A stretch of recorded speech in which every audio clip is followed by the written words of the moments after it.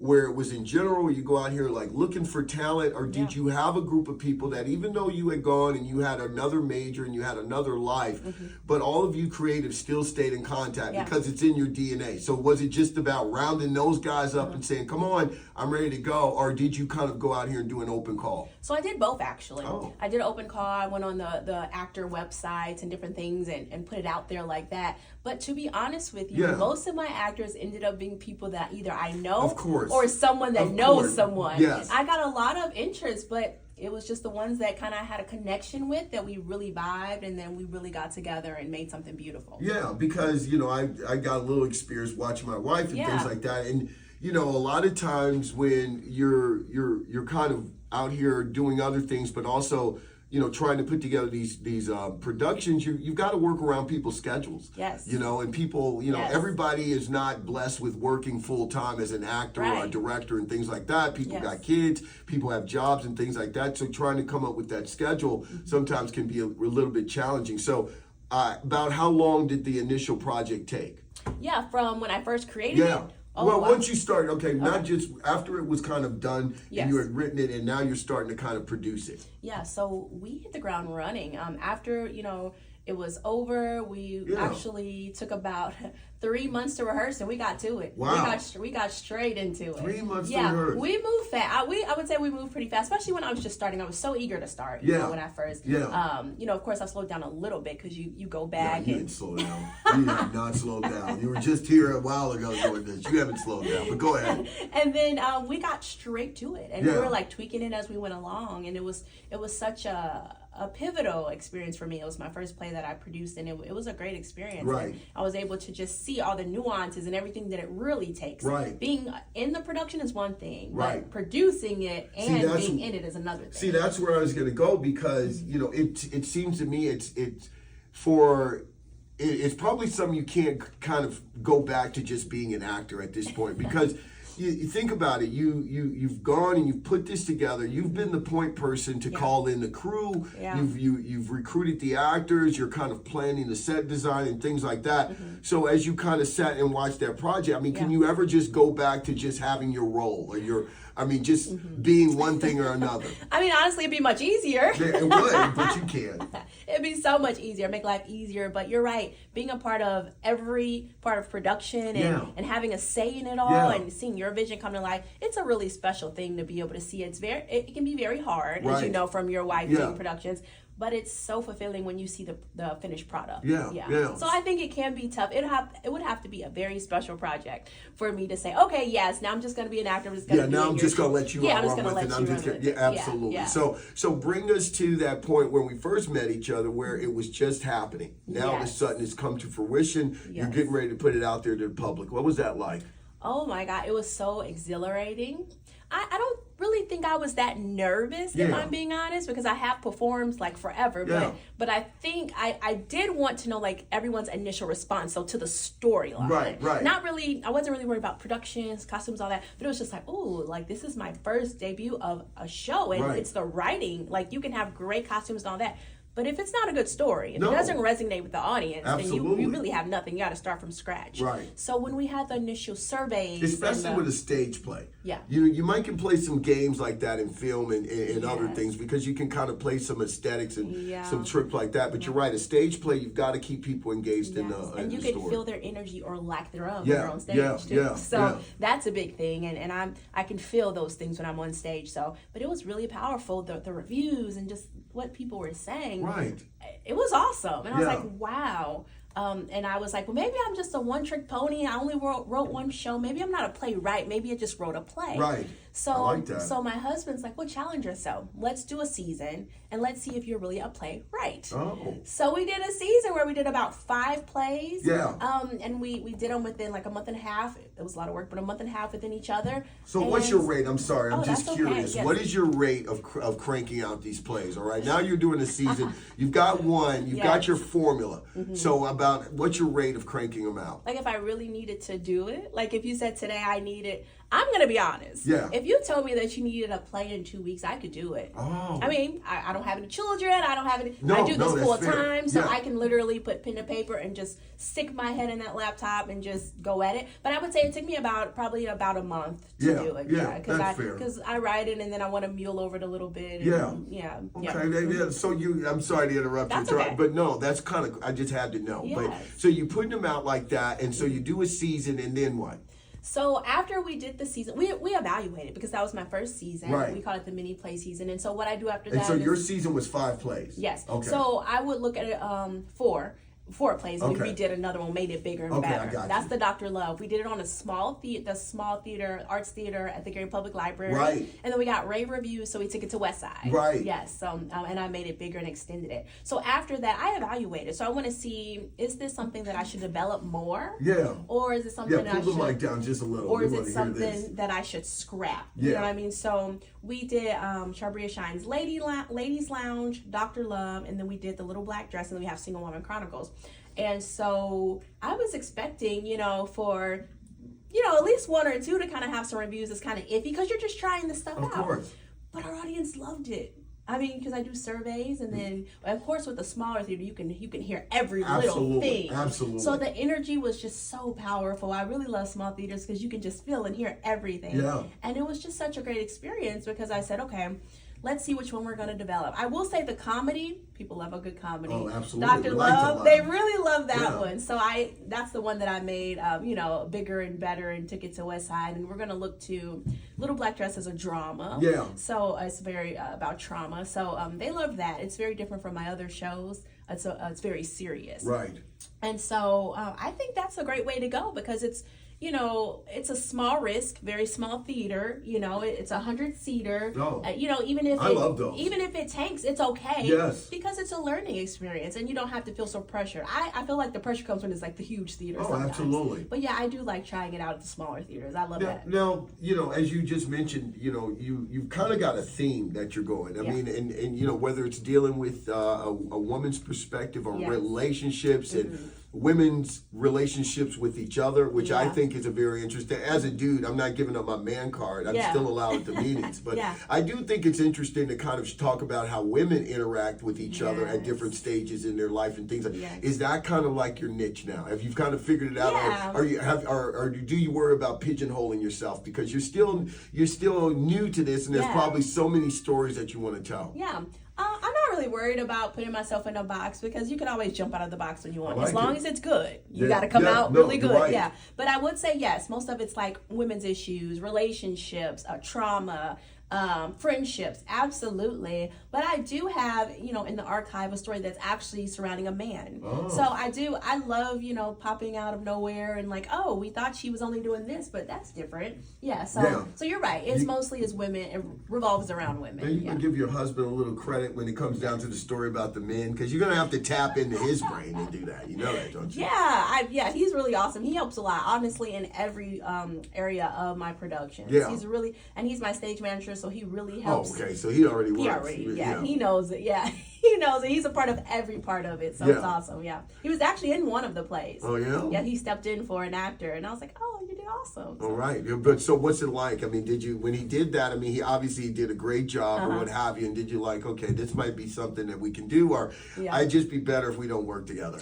Honestly, I love when he acts with me. I think it's so adorable. What does he think about it? I think he likes it. Okay. But just to be honest, he's so good at like the behind the scenes that I would probably keep him there only because he's so invaluable. Yeah. Yeah, I mean, because he knows how to run everything. So I'm just like, oh my gosh. He keeps it moving. Yeah, he keeps everything moving. So even though I would love him on stage and work with me, I think he's just so valuable like behind the scenes. Because you can trust him. Because you can concentrate on some of the more pressing issues because you got your right-hand man right there taking care, and you trust him. Yeah, so I'm just like, oh, darn it, I'd love to get you more on stage, but you run everything so well. I'm like, He might get that bug, and then all of a sudden, he might. And then I might just have to hire someone else to do that. To do the stage manager stuff. Yeah, absolutely. So tell us about the event coming up, because we definitely want to make sure we come and see it. Absolutely. So Charbria Shine, Single Woman Chronicles, the stage play, is at the West Side Theater Guild on March 29th. Tickets are only $35, but if you hear this, $10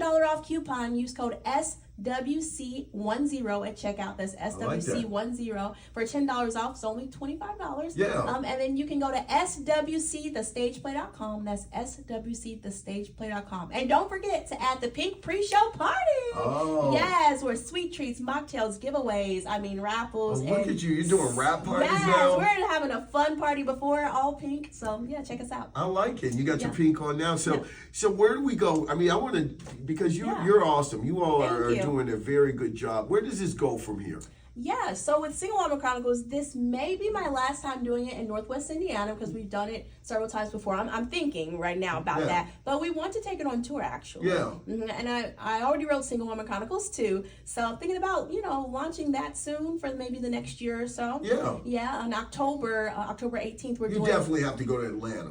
Everybody keeps saying that. I mean, because it's just the obvious destination. Yeah, so that is actually on our list. So we want to take it on tour, and of course we'll keep doing our shows in the Chicagoland area. This is my home, for sure, and then taking it out, to other areas. Have you gone into Chicago with this? Because once again, I can see this happening in Chicago. There's so many different venues, different sizes that can absolutely accommodate this.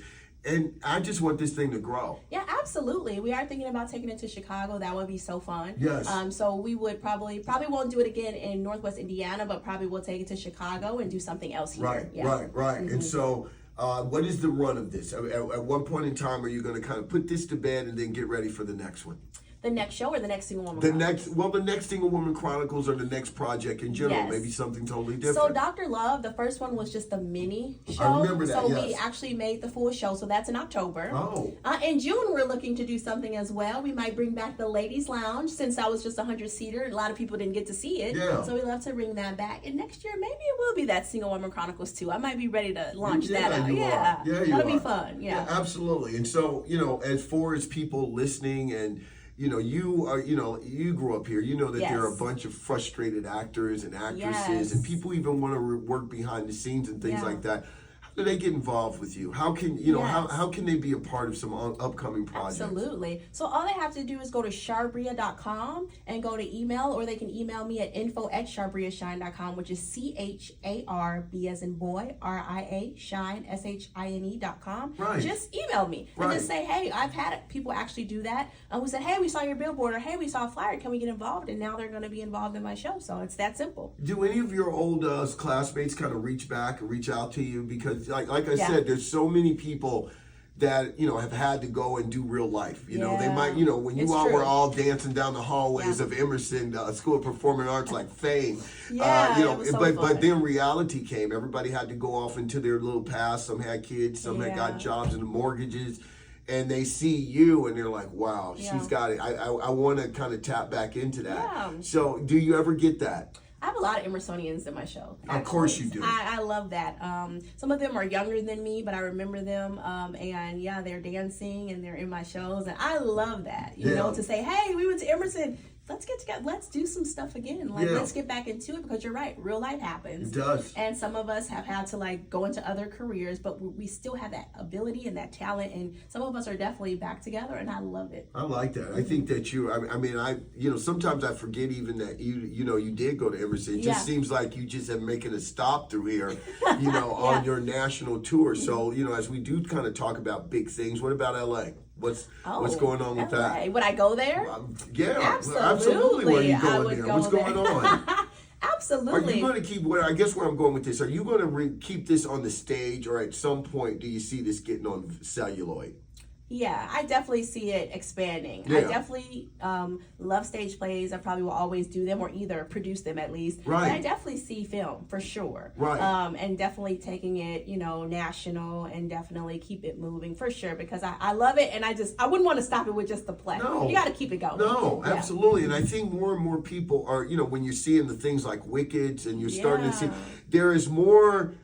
It's kind of like there's this movement, and I like it because it's somebody who is a film buff. I mean, I love all that kind of stuff. Yeah. It is kind of a new, I'd say, modern way of bringing people back into theater, because you're starting to see the adaptations work going from stage to the They're movies, awesome, yeah. to the movies. So I think that's the trend going on now. And I think what didn't Tyler Perry or people like that really start to do it with some of his plays? Yeah, doing the plays and then taking it to film. Yeah. And then going back on tour with that same play. I think that's phenomenal because people, they see it in the movies, they're like, I want to see it in person. I want to see it in person. Yeah, I love that. Yeah. So we're absolutely. So let's get back and talk about this. Is Saturday, yes, March 29th, a couple of weeks. It's going to be here before you know it. Yes. 6 p.m. over at the Westside Theater Guild. And of course, shout out to our guy Mark, Mr. Spencer over there. I'm sure he's happy to see you come back all the time. And so you said tickets are just $35. How do they get them? Yep, $25 with code SWC10. Go to swcthestageplay.com. That's swcthestageplay.com. If you aren't savvy with the website, you can call 219-613-0379. That's 219-613-0379. Yeah, and I got is DeRay going to be in this? DeRay, yes, I love her. She is going to be one of the main characters, and she is a blast. Yeah, Brian's my dude. Yes, we love Brian. He'll be there. Of course he will. That's my guy. And Denise Shock for the whole crew. Your whole crew's going to be there. You know what? Like I said, I'm so lucky, I guess, to be able to kind of talk to you at the ground level of this because, as I said, my wife absolutely adored it when she went to see it, and she was happy that she had the opportunity to do so. And I really do see big things. I want to talk. I know he's over there filming you, but I told him I just want to. Sure. Would you just give me 2 seconds before you get out of here, my brother? I'll record him like he wants. What's going on? What's going on? Let me cut your mic on here because people listen to the show know why you're on. I have to talk to the guy. This is a dude-centric show too. Yes. First of all, I want to say welcome, man, and good job. I appreciate it, man. Thank you for having us. We're going to have you back at some point in time in the future, right? Because you and I were talking off mic, and you have some things in the hopper yourself. For sure, man. We're excited. We're bringing pro basketball back to Gary, Indiana. Yeah, well, like I said, don't tease me because I'll have you sitting down and we'll really get into that. But I want to ask you about supporting your wonderful partner and everything that goes on with that. Tell me what that's like. Yeah, definitely. I mean, when you marry someone, you're one with them. So the things that they desire, the things that they have in their bosom to bring forth onto the planet, right? You're responsible for that too. And so, knowing that was a dream inside of her, I said, why not go and do what you would like to do? There's so many people that go to the grave and they don't get out of them what's in them. And so don't leave the planet with all these gifts and abilities and talents. So, it's very easy to settle down in life and just go to work, come home, pay bills, go to work, come home, pay the bills. And you do that and you look up and it's 20, 30 years past. Yes. But with the position we were in, I wanted to allow her to go after, what was in her heart, right, so that she can get that thing out. And so that was pretty much the conversation, and we made it happen. I mean, I don't, and I want to give a shout out to your wife because she obviously articulates that into the character interactions in her stories. But this is why I wanted you to get on mic because I don't think a lot of people right now hear that aspect of relationships. We're all trying to figure out, how to, if it's physical, if it's, how do you make things work? But it's a team. You got to go out here and you have to support each other. And so when I do see these real life interactions, I definitely want to showcase it because I want to, listen, you're sitting there and you're seeing this thing burn inside your partner. And, you also obviously have things going on inside you, but what does it take for you to just say, you know what, I want to bring this out of her because it's going to make her happy, thus make me happy. Do you remember that moment when you asked her? Yeah, that was literally when we first got married because I asked her to move with me. I was coaching college basketball in South Carolina, so she moved away. Because basketball is your passion. It is. Yeah. And so, just seeing her day in and day out, I'm like, okay, what is it that you like to do? And it was literally months after we got married. Yeah. And so we stepped off into that. We came back home. That was cool, brother. Yeah. And so, especially with us moving back, right, and knowing that she's from Gary, I believe that what she has inside of her is for a set time as now, and something that Gary could really, with her coming up through that program, right, and all that, why not bring it back home? Yeah, so that people here can be blessed by it. And so, that was when it happened, right after we got married, man. I mean, that, you know what, that's very impressive, brother, for real, because,